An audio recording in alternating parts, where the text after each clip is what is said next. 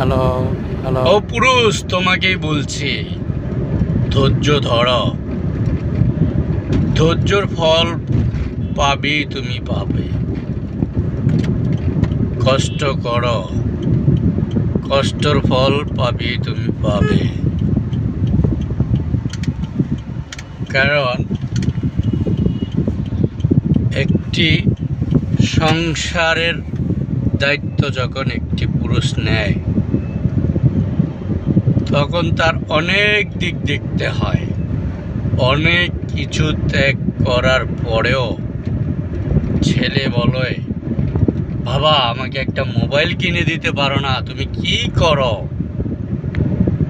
ওই বাড়ির আঙ্কেল তার ছেলের একটা দামি মোবাইল কিনে দিচ্ছে, অথচ তুমি আমাকে একটা মোবাইল কিনে দিতে পারো না। তুমি কি বাবা হলো?